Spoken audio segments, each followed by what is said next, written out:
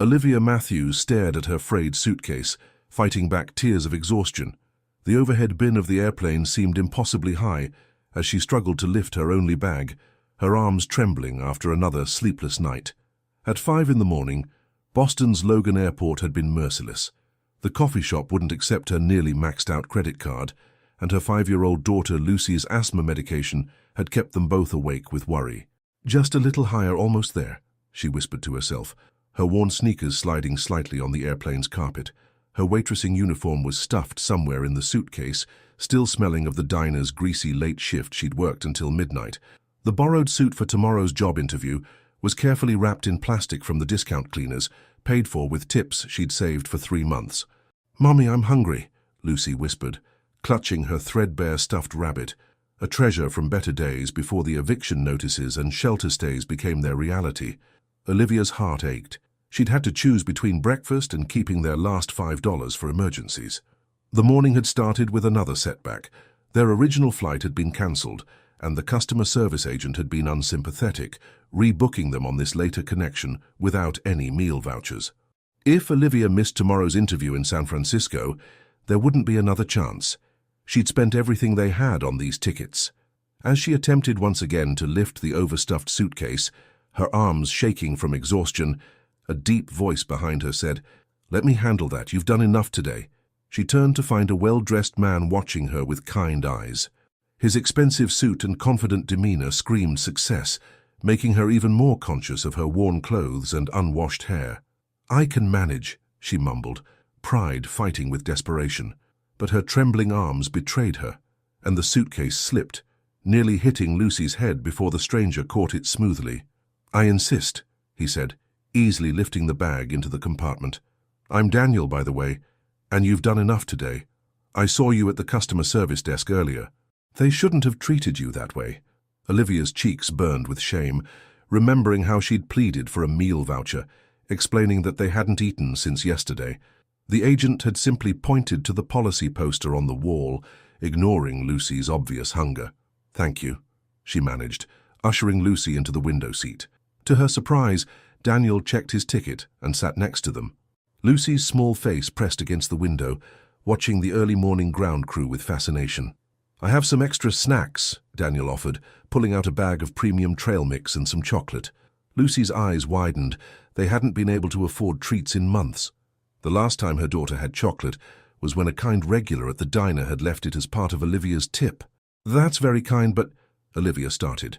But Daniel was already sharing the snacks with Lucy, whose delighted smile melted her resistance. "I hope you don't mind," he said softly, "but I couldn't help overhearing at the counter. Job interview in San Francisco?" She nodded cautiously. The entry-level office position promised $45,000 a year, a fortune compared to her current cobbled-together income that barely cleared $18,000. The flight had cost nearly all their savings, money scraped together from pawning her mother's old locket and picking up extra shifts at the diner. "Which company?" Daniel asked, his interest seeming genuine. "Pacific View Properties," Olivia replied. "Administrative assistant position, not exactly glamorous, but—" She trailed off, not wanting to reveal how desperate they were for any stable income. Something flickered across Daniel's face. Recognition, perhaps. But before she could ask, Lucy's small voice interrupted. "Look, Mommy, the sun's coming up." The dawn was indeed breaking over Boston's skyline, painting the sky in shades of hope.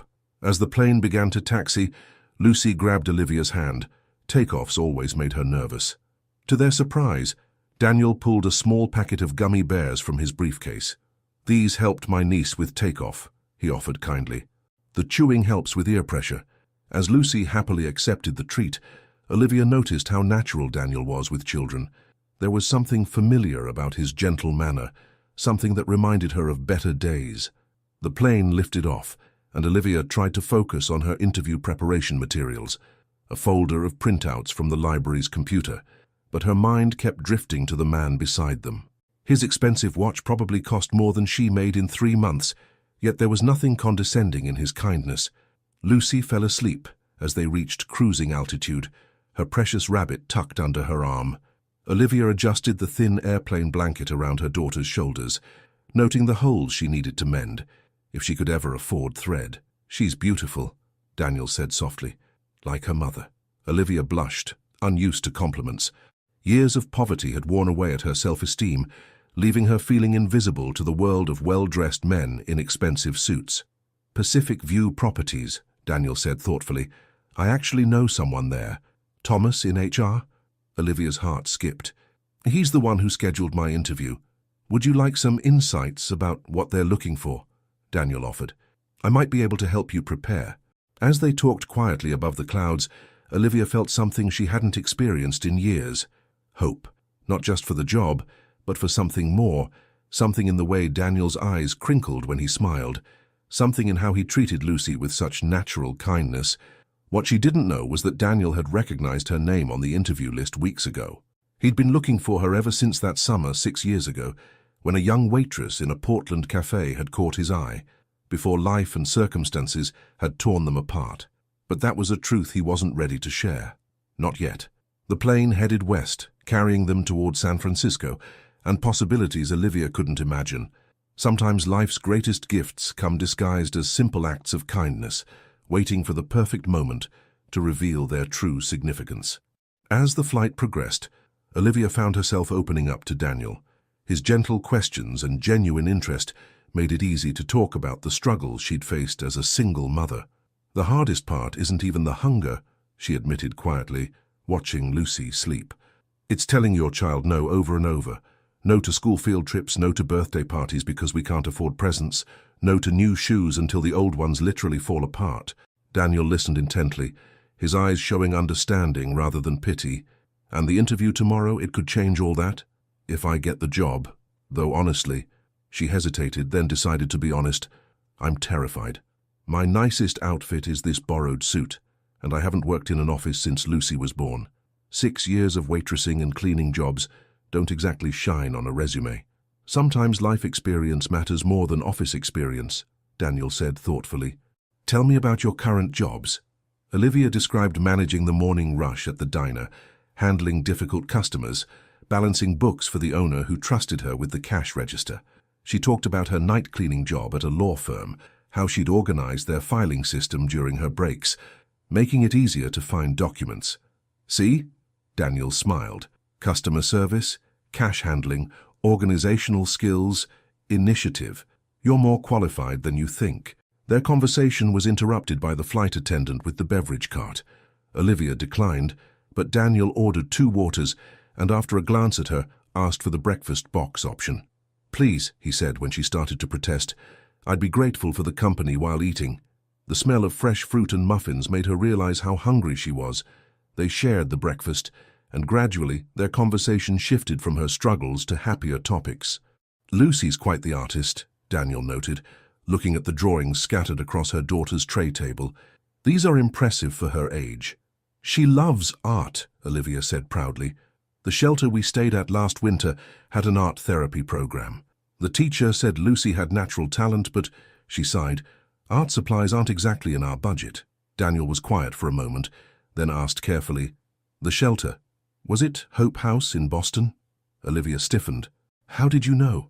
Because I helped fund their art program, he said softly. I lost my sister to domestic violence 12 years ago. She was an artist. Supporting these programs became my way of honoring her memory. The revelation shifted something between them. This wasn't just polite conversation anymore. They were sharing real pieces of themselves. I'm so sorry about your sister, Olivia said genuinely. Thank you. Catherine would have loved Lucy's drawings. She always said art helps children express what they can't say in words. He paused, seeming to debate something. Actually, I have a confession to make. I recognized your name on the interview list at Pacific View Properties. Olivia's heart stopped. What? 6 years ago, I used to get my morning coffee at a small cafe in Portland, Maine. The barista was a young woman who always wore a green apron instead of blue, because they were out of blue ones on her first day. Memory hit Olivia like a wave. The Blue Harbor Cafe. You were the morning regular who always ordered a double espresso and blueberry muffin. They finished together. You were pregnant with Lucy then, Daniel said softly. I wanted to ask you out, but you suddenly stopped working there. When I asked, they said you'd quit without notice. The owner sold the cafe, Olivia explained, old pain in her voice. The new management let all the old staff go. I was 5 months pregnant, couldn't find another job, and ended up moving back to Boston to stay with a friend, until she lost her apartment too. I looked for you, Daniel admitted, but I only knew your first name, and Portland isn't exactly a small city. Lucy stirred in her sleep, mumbling something about butterflies. Olivia adjusted the blanket around her, mind spinning with this revelation. All these years, she whispered. All the struggles, the shelters, the endless job searches. And you were looking for me? Life has strange timing, Daniel said. When your resume came across my desk, I'm on the board at Pacific View Properties. I couldn't believe it. I recused myself from the hiring process to be fair, but I may have suggested to Thomas that your experience was worth considering. Is that why I got the interview? Olivia asked, a note of disappointment in her voice. No, Daniel said firmly. You got the interview because your resume showed exactly what we're looking for, someone who knows how to work hard, solve problems, and never give up. I just made sure they didn't overlook you because of employment gaps or lack of office experience. The plane hit a pocket of turbulence, making Lucy whimper in her sleep. Olivia automatically reached for her daughter's hand, and Daniel instinctively steadied the water glasses on their trays. I have another confession, he said once the plane steadied. The position you're interviewing for, it's actually for my personal assistant. I'm taking over as CEO next month, and I need someone I can trust, someone who understands both struggle and strength. Olivia sat back, overwhelmed. Why didn't you tell me sooner? Because I wanted you to see yourself as I saw you back then. Strong, capable, unforgettable, not someone who needs charity or pity. He hesitated.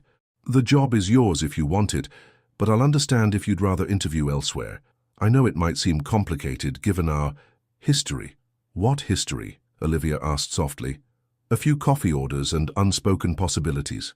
Sometimes that's enough to recognize something real, Daniel replied, his eyes meeting hers, even if it takes 6 years to find it again. The plane began its initial descent into San Francisco, the city sprawling below them like a map of new possibilities. Lucy woke up blinking at the brightness and immediately showed Daniel her newest drawing, 3 figures holding hands. Is that us? He asked gently. Lucy nodded sleepily. At the park, when we're not poor anymore. Olivia's eyes filled with tears at her daughter's simple hope. Daniel reached over and squeezed her hand, a gesture that held both promise and question. The choice was hers now. A job offer that could change their lives, a man who had never forgotten her, and a city full of new beginnings. But first, she had some questions of her own about those mornings in Portland, about fate and timing, and about whether some things are worth waiting 6 years to discover. The San Francisco morning dawned bright and clear as Olivia stood in her borrowed suit outside Pacific View Properties' gleaming office building. Lucy was safely settled at the company's on-site daycare, a perk Daniel had arranged after learning about her childcare struggles. Just be yourself, Daniel had said when dropping them off at a modest hotel the night before. He'd insisted on covering their accommodation, promising it wasn't charity but an investment in their future candidate. Now, standing in the lobby, memories of their conversation on the plane felt almost dreamlike. Thomas from HR greeted her warmly, leading her to a conference room where several board members waited. As they began asking questions, Olivia drew strength from Daniel's words about her real-world experience. She spoke confidently about managing difficult customers, organizing systems, handling responsibility. One last question, an elderly board member said. Why did you leave your last office job so abruptly 6 years ago? Olivia took a deep breath. I was 5 months pregnant, unmarried, and the company was sold. The new owners had different priorities. It taught me an important lesson about resilience and starting over. The board members exchanged glances. Then Thomas smiled. That's exactly what we needed to hear. Authenticity and perseverance are rare qualities, Miss Matthews. But as they offered her the position, with a salary that made her eyes water, Olivia felt a moment of doubt. Is this because of Daniel? Because of our past? The elderly board member chuckled. Daniel recused himself completely. In fact, he's been pushing us to modernize our hiring practices for years, to look beyond traditional qualifications. You're exactly what this company needs. Walking out of the interview, Olivia felt dizzy with possibility. The salary would mean no more hunger, no more shelters, no more choosing between medicine and food. Lucy could have art classes, new clothes, a real home. She found Daniel waiting by the daycare. Lucy ran to him immediately, showing him new drawings she'd made. The ease between them made Olivia's heart ache with possibility. "The board was impressed," he said softly, "but before you accept, there's something you should know." They walked to a nearby park, Lucy dancing ahead of them. Daniel seemed nervous, so different from his confident demeanor on the plane. "That cafe in Portland?" he began. "I bought it. After the original owner sold it after you left, I'd been planning to ask you to manage it, but you were gone. I've kept it all these years, waiting for the right person to run it." Olivia stopped walking. "What are you saying?" "I'm saying that sometimes life gives us second chances. The cafe is still there, completely renovated. It could be yours, not as an employee, but as an owner. Or you could take the corporate job here, or both. The choice is completely yours," Lucy called out excitedly, pointing to a playground. As they watched her play, Daniel continued softly. "6 years ago, I was too focused on business acquisitions to see what was right in front of me. A woman with the strongest spirit I'd ever encountered, making the best coffee in Portland, always wearing that green apron. I still have it," Olivia admitted. "It's the one thing I never pawned or sold, even in our worst times. Why? Because it reminded me of possibilities, of who I was before life got so hard, of the customer who always smiled like I was the best part of his morning." A group of children invited Lucy to join their game, and they watched as she hesitantly joined in, her face lighting up with joy. "Whatever you decide about the job," Daniel said, "know that my feelings aren't conditional on your choice. 6 years ago, I let business priorities stop me from following my heart. I won't make that mistake again." Olivia looked at him, really looked at him. Beyond the expensive suit and successful businessman, she saw the same kind eyes that had watched her every morning across a cafe counter, the same gentle smile that had helped her through yesterday's flight. "The cafe," she said slowly, "does it still have that old espresso machine? The one that only worked if you talked nicely to it?" Daniel laughed. "I kept it. Had it completely restored, but kept it." "Some things are worth preserving." Lucy ran back to them, breathless with excitement. "Can we stay here, Mommy? In this park? In this city?" Olivia looked at her daughter's hopeful face, then at Daniel's patient expression. 6 years of poverty had taught her to be cautious, to expect the worst, to protect her heart. But it had also taught her to recognize genuine opportunities, real kindness, true connections. "The corporate job," she said finally. "I want to earn this on my own merit. But maybe once I've proven myself, maybe we could talk about that cafe." Daniel's smile was brighter than the California sun. "I've waited 6 years. I can wait a little longer." Lucy tugged at both their hands. "Can we get ice cream? I saw a shop over there." For the first time in years, Olivia didn't have to say no. As they walked toward the ice cream shop, Lucy between them, she realized that sometimes the biggest acts of courage aren't grand gestures, but simple choices to trust again, to hope again, to maybe even love again. The green apron was still in her suitcase, a bit faded but intact. Like her spirit, it had survived years of hardship, waiting for the right moment to be worn again. Not as a symbol of what she'd lost, but as a promise of what she might find. 3 months passed like a dream. Olivia's tiny office at Pacific View Properties overlooked the bay, and her new salary meant Lucy could finally have her own room in their modest but comfortable apartment. The pediatrician said Lucy had gained healthy weight, and her asthma improved with regular medication they could now afford. But it was the smaller changes that meant the most. Buying groceries without counting pennies, replacing Lucy's worn-out shoes immediately when needed, saying yes to art classes at the community center. The constant knot of financial anxiety in Olivia's stomach slowly began to unravel. She proved herself at work quickly, her years of juggling multiple jobs translating into exceptional organizational skills. The board members who had taken a chance on her often praised her innovative solutions to long-standing office problems. Daniel kept his distance professionally, careful to maintain appropriate boundaries at work, but he joined them for dinner twice a week, bringing art supplies for Lucy and slowly, carefully, building something real with Olivia. One Saturday morning, he suggested a drive to a familiar address in Portland, Maine. Lucy slept in the back seat as they made the journey, and Olivia's heart raced when they pulled up in front of the Blue Harbor Cafe. "It's exactly the same," she whispered, touching the window where she used to write the daily specials. "Not exactly," Daniel smiled, unlocking the door. "Come see. Inside, the cafe had been beautifully renovated while keeping its cozy charm. The old espresso machine gleamed on the counter, restored to its former glory. But what caught Olivia's eye was a framed green apron on the wall. "Is that your original apron?" "Yes. I found it in the back office after you left. Kept it all these years, hoping I'd find you again." Lucy woke up and explored the cafe with excitement, especially when she discovered the small children's corner filled with art supplies and books. "The cafe opens next month," Daniel said softly. "Still needs someone to run it." Olivia ran her hand along the familiar counter. "I have a good job now, one that I earned." "You earned this too," he replied. "Your experience, your work ethic, that's what this place needs. The corporate job was never meant to be permanent unless you wanted it to be. This," he gestured around the cafe, "this was always meant for you." Lucy had found the kitchen and was pretending to take orders. Her laughter echoed through the empty cafe, filling it with life. "What about San Francisco?" Olivia asked. "Our life there?" Daniel took her hand. "I can run Pacific View Properties from anywhere. The board already approved opening an East Coast office. But more importantly," he pulled her closer, "I love you. I loved you 6 years ago when I was too focused on business to act on it, and I love you now. Whatever you decide about the cafe, that won't change."